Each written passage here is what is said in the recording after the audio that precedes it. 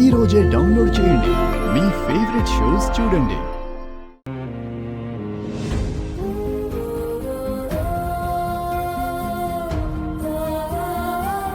పూర్ణిమ వదినా,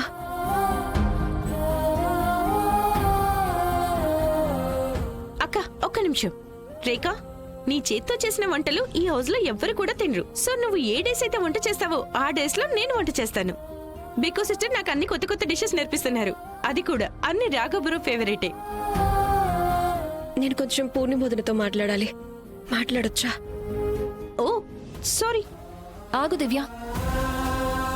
రేఖ ఏం మాట్లాడాలనుకున్నా సరే అవి నీ ముందే మాట్లాడొచ్చు. వదిలేండి బికో సిస్టర్. నాకు ఈ కరెంట్ షాక్ ఇచ్చే తీగ నుంచి దూరంగానే ఉండాలనుంది. ఎవరికి తెలుసు, నా మీద కూడా నిందలు మోపేసి కిచెన్ లో నిప్పంటించేశానని కేసు పెట్టి నన్ను కూడా జైల్లో పంపిస్తుందేమో, సరిగ్గా నా తమ్ముడిని పంపించినట్టు.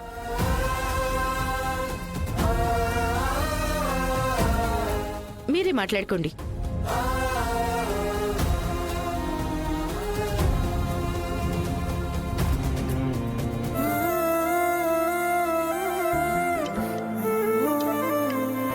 పూర్ణిమ వదినా, నాకు తెలుసు జైలు నుంచి బయటికి రావడానికి వీరేంద్ర గారు మీకు చాలా ప్రమాణాలు చేశారని. కానీ మీరు నన్ను నమ్మండి వదినా. మీరు ఇప్పుడే ఇంకా చాలా జాగ్రత్తగా ఉండాలి. ఎందుకంటే వీరేంద్ర గారు లాంటి వాళ్ళు అంత సులువుగా మారిపోయే రకం కాదు. మర్యాదగా ఉండదు రేఖ. నువ్వు నా వీరేంద్ర గారి గురించి ఒక్క మాట కూడా మాట్లాడొద్దు. ఇది నేను నీకిచ్చే చివరి హెచ్చరిక. నాకు వీరేంద్ర గారికి దూరంగా ఉండు.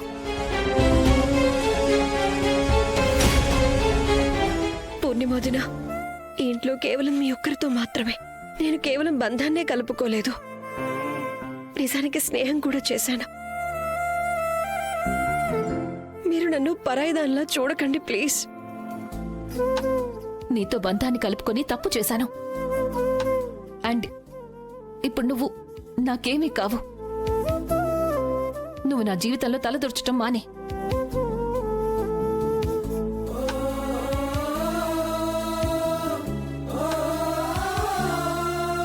పూర్ణిమ వదినా, ప్లీజ్ అలా అనకండి. రేఖ, నాకు నా వైవాహిక జీవితాన్ని సర్దుకునే సామర్థ్యం ఉంది. ఈ రోజు నుంచి నీది నాది దారులు వేరు. ఈ విషయాన్ని ఎంత త్వరగా వీలుంటే అంత త్వరగా అర్థం చేసుకో అండ్ దూరంగా ఉండు.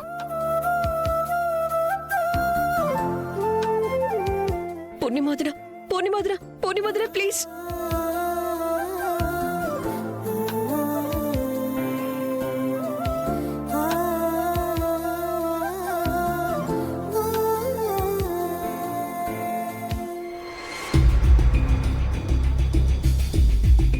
రేఖ, నాకు ఎందుకు కోపంగా ఉందా తెలుసా? నువ్వు అందరికి నిజం చెప్పిన తర్వాత కూడా నీకు ఎవరు బెనిఫిట్ అవుట్ డౌట్ కూడా ఇవ్వలేదు. అండ్ స్పెషలీ రాఘవ్, ఆయన చెప్పు, నువ్వు చేసే ప్రతి పని ఎందుకు తప్పుగా అనుకుంటాడు? నువ్వు ఆయన వైపు కూడా ఒకసారి ఆలోచించు విరాజ్. నీలిమ పూర్ణిమ వదిన స్టోరీని ఇలా మిర్చి మసాలాలు జోడించి ప్రపంచానికి చూపించింది. అండ్ తను నా ఫ్యామిలీ పరువును తీయడానికి తను క్లియర్లీ నా పేరును ఉపయోగించుకుంది. ఇక్కడ శేఖర్ కుమార్ క్యాబిన్ లో ఉన్నాడా? రైట్ సైడ్ లో. నాకు అసలు శేఖర్ సార్ మీద కోపం వస్తుంది. ఆయన అలా ఎలా జరగనిచ్చారు? రేఖ, నేను మన టీం మొత్తం నువ్వు రాసిన స్టోరీని చదివాము. నిజం చెప్పాలంటే డొమెస్టిక్ వైలెన్స్ లాంటి సెన్సిటివ్ ఇష్యూని అంతకంటే బాగా ఇంకెవరు కవర్ చేయలేరు. నువ్వు విక్టమ్ ఆర్ వాళ్ళ ఫ్యామిలీలో ఎవరి పేరు అందులో రాయలేదు. నాకేమనిపిస్తుంది తెలుసా, నీ ఫ్యామిలీ వాళ్ళు నీ రిపోర్ట్ చదివారనుకో, అప్పుడు వాళ్ళకి అర్థమవుతుంది ఇదంతా టీఆర్పీ కోసం నీలమయ్యే చేసింది. ఈ మిర్చి మసాలా యాడ్ చేయడం, నీ పేరు యూజ్ చేయడం, ఇదంతా తను చేసిన పనియే. నేను ఒకసారి ప్రయత్నించి చూశాను విరాజ్. పూర్ణిమ వదిన, ప్లీజ్ నా మాట వినండి. ఇది నా స్టోరీ కాదు. అయితే మళ్ళీ ప్రయత్నించు. ఇది నీ లైఫ్ కి ప్యాటర్న్ అయిపోయింది. అయినా ఆ వరదన్ కేసునే తీసుకో. ఈ రోజు వరకు రాఘవ్కి తెలిసిందా నువ్వు వరద కేసుని ఎందుకు కవర్ చేయడానికి వెళ్ళావో?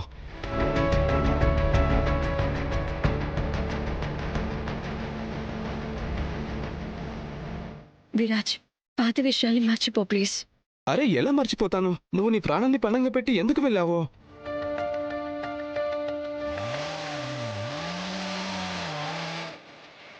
వరద తన నకిలీ మందుల దందా కోసం రాఘవ్ వాళ్ళ ట్రాన్స్పోర్ట్స్ ని యూజ్ చేసుకున్నాననే కదా. నువ్వు అన్ని తెలుసుకోవడానికే కదా అక్కడికి వెళ్ళింది. ఆయన నువ్వు ఈ రోజు వరకు రాఘవ్కి చెప్పనే లేదు. అండ్ నువ్వు తను ఎందుకు ఇలా అనుకోనిస్తున్నావు? నువ్వేదో పిచ్చి రిపోర్టర్లా ఏమి తెలుసుకోకుండానే నీ ప్రాణాన్ని ప్రమాదంలో పడేసుకోవడానికి వెళ్ళిపోతున్నావు అన్నట్టు. ఎందుకంటే అది నా ఫ్యామిలీ విరాజ్.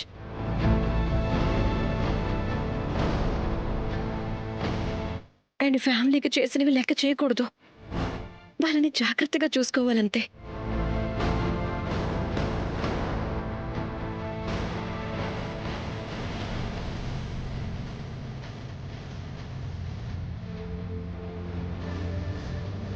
సార్, ఆ శేఖర్ తన క్యాబిన్లో ఉన్నాడు. ఇదిగోండి సార్, మన న్యూస్ ఛానల్ మీద పరువు నష్టం ఫైల్ చేసిన కేస్ పేపర్స్.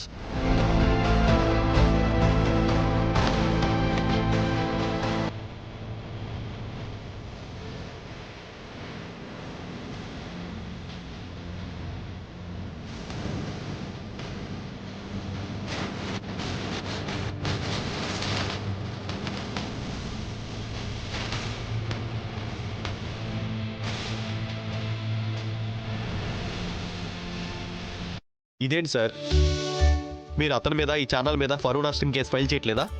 లేదు భాస్కర్, ఇక దాని అవసరం ఏం లేదు. చాలా కరెక్ట్ నిర్ణయం సార్. నేను వెళ్ళి కారు తీస్తాను.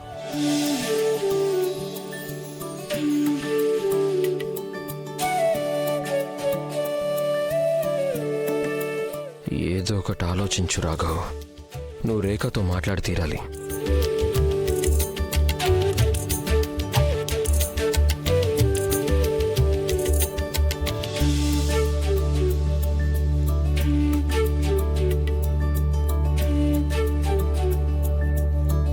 తను ఎక్కడికి వెళ్ళింది?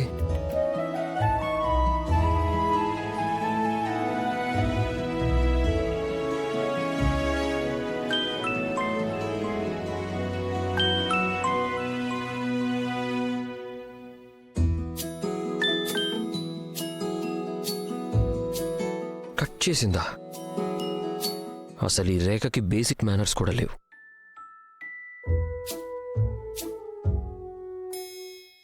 విరాజ్,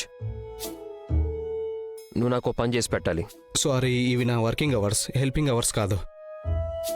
నువ్వు గనక నాకు ఆ పని చేయకపోతే నేను మీ ఆఫీస్ మీద పరువు నష్టం కేసు వేస్తాను. వేసుకో. నేనేమైనా ఈ ఛానల్కి యజమానినా ఏంటి? సరే సరే, నో కంప్లైంట్స్. నువ్వు రేఖకు మాట చెప్పగలవా? మీ న్యూస్ ఛానల్ వాళ్ళు ఒక రిపోర్ట్ టెలికాస్ట్ చేశారు కదా, అది తనది కాదు అని నాకు తెలుసు. అయితే ఈ విషయం మీరే స్వయంగా వెళ్ళి రేఖకి ఎందుకు చెప్పకూడదు? ఇందులో బెదిరించాల్సిన అవసరం ఏముంది? సరే, నువ్వు నాకు హెల్ప్ చేయగలుగుతావా లేదా? చెప్పండి, ఏం చేయాలి?